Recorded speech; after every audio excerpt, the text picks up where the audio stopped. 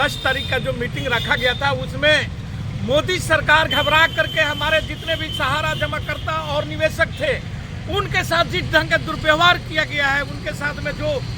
उन लोगों को पकड़ करके रामलीला मैदान में घुसने नहीं दिया गया और उन लोगों को उठा करके जो प्रमुख लोग थे, किसी को पानीपत, किसी को सोनीपत में जा करके छोड़ने का जो काम किया है। और ये डरी हुई सरकार, सहमी हुई सरकार जो है, जो मोदी बोलता है कि एक अकेला सब पर भारी, वो मोदी सरकार इस सहारा बंधुओं से डर करके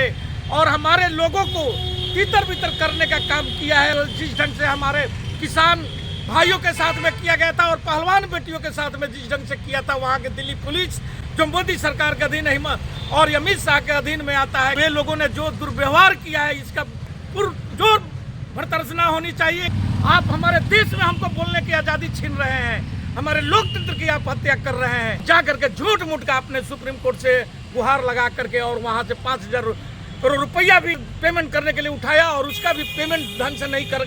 किए हैं। सीधा लग रहा है कि सहारा परिवार, सहारा ग्रुप और केंद्र सरकार का मिली भगत है और दोनों के मिली भगत से हमारे पेमेंट नहीं हो रहा है। आपकी मानसा सही नहीं है, आप सिर्फ चुनावी फायदा लेने के लिए और ये पोर्टल और ये बनाए और 3 राज्यों में अपना सरकार बना लिए और फिर आप चाहते हैं कि किसी भी ढंग से लोकसभा का चुनाव हम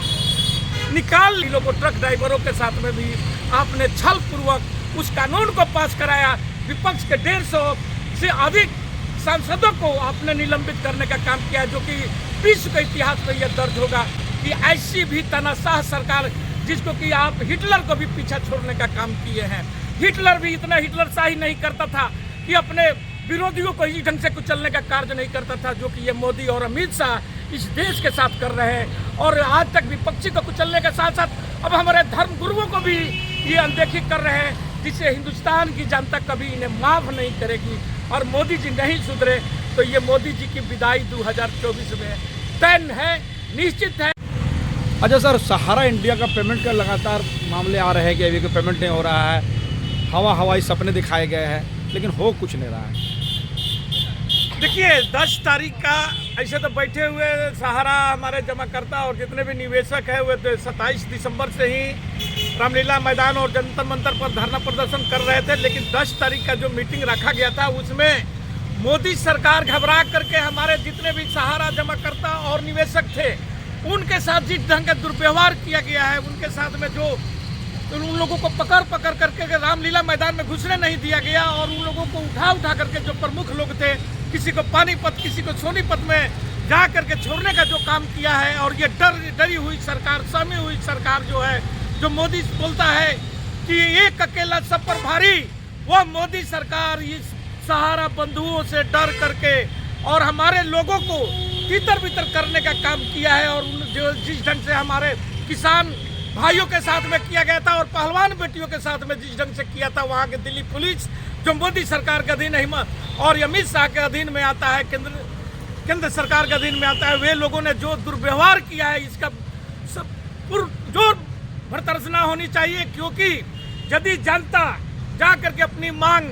रामलीला मैदान जंतर मंतर पर नहीं रखेगा तो आखिर कहाँ रखेगा? क्या जाकर के इंग्लैंड और अमेरिका और बांग्लादेश, पाकिस्तान में जाकर के हम मांग रखेंगे अपना?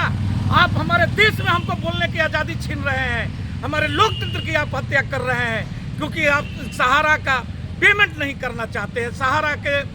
जो निवेशक है और जमाकर्ता को आप उठ के रहमो करम पर छोड़ दिए हैं और जा करके झूठ मूठ का आपने सुप्रीम कोर्ट से गुहार लगा करके और वहाँ से 5,000 करोड़ रुपया भी आपने अपने पेमेंट करने के लिए उठाया और उसका भी पेमेंट ढंग से नहीं कर किए हैं। क्योंकि आरटीआई से जो रिपोर्ट आया है उसमें साफ दिखाया जा रहा है करोड़ लोगों ने इसमें एप्लीकेशन डाला है और आपने मात्र अभी तक 2 से 2.5 करोड़ रुपया ही पेमेंट किए हैं और समय भी खत्म हो चुका है। ये क्या दर्शा रहा है? ये एकदम सीधा लग रहा है कि सहारा परिवार, सहारा ग्रुप और केंद्र सरकार का मिली भगत है और दोनों के मिली भगत से हमारे पेमेंट नहीं हो रहा है। इसलिए हम लोग मांग करते हैं कि सीजीआई, सुप्रीम कोर्ट का मुख्य न्यायाधीश अब स्वतंत्र संज्ञान ले और इस पर कार्रवाई करते हुए आम जितने भी सहारा के जमाकर्ता है, निवेशक है, उनका पेमेंट करने का कार्य करें। और इसको जहां सहारा का जितने भी ऑफिस है, क्योंकि ये बार बार अपने पोर्टल में लिख रहे हैं कि हमारे यहाँ आपका डॉक्यूमेंट नहीं है, हमारे यहाँ ये नहीं है, हमारे यहाँ कुछ ना कुछ लगा करके, और सभी सहारा निवेशकों के साथ में छल किया जा रहा है। आपका दो पोर्टल बना, एक सबमिशन का भी अभी जो बना है उसमें भी सभी सहारा के जितने भी लोग लॉगिंग कर रहे हैं उनका कुछ ना कुछ डिफिशिएंसी दिखाया जा रहा है, उसमें कुछ ना कुछ गलतियां ढूंढ करके दिखा दिया जाता है, क्योंकि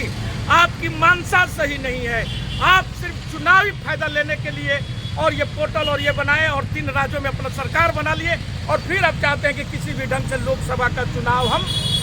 निकाल लें। लेकिन हम 12 करोड़ लोग जो निवेशक हैं इस अति में सहारा में, और उसका कम से कम 5 परिवार एक निवेशकों के साथ में है, तो 60 करोड़ लोग इसका पुरजोर जवाब आपको मोदी जी आपको 2024 में चुनाव में देगा। और आप 400 का जो सपना देखे हैं वो आपको 4 पर सिमटा करके हम दिखाएंगे। ये हमारे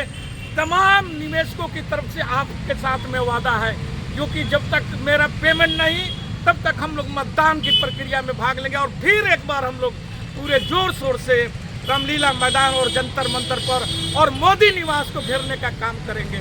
दूसरी तरफ हमारे जो निवेशक हैं और जो लोग इस ठंड की कड़ाके की ठंड में भी रामलीला मैदान में बैठे हुए हैं, और वे लोग का दुख दर्दों को हमारी सरकार नहीं सुन रही है, जबकि ये सरकार बार बार गरीबी का नारा लगाती है, और ये इसमें निवेशक जितने भी हैं वो तमाम लोग गरीब ही हैं,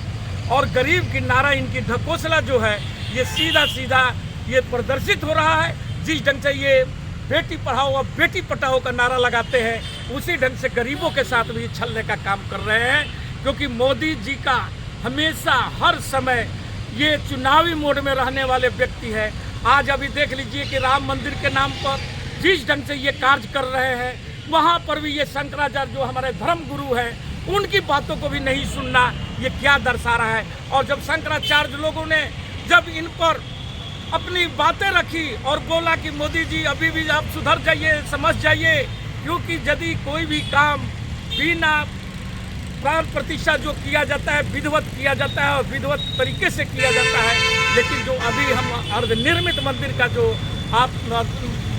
अर्धनिर्मित मंदिर निर्माण को आप पूजा पाठ में जो बदलने का कार्य कर रहे हैं, यह देश पर आपातकाल विपत्ति आने की अधिक संभावनाएं हैं, और वहां पर भूत पिचासों का भी डेरा बनने के चांस है। लेकिन मोदी जी किसी की बात सुनने के नहीं, क्योंकि इनको सबसे पहले ये अपनी चुनाव नजर आता है। ये अब किसी भी ढंग से चाहते हैं छल बल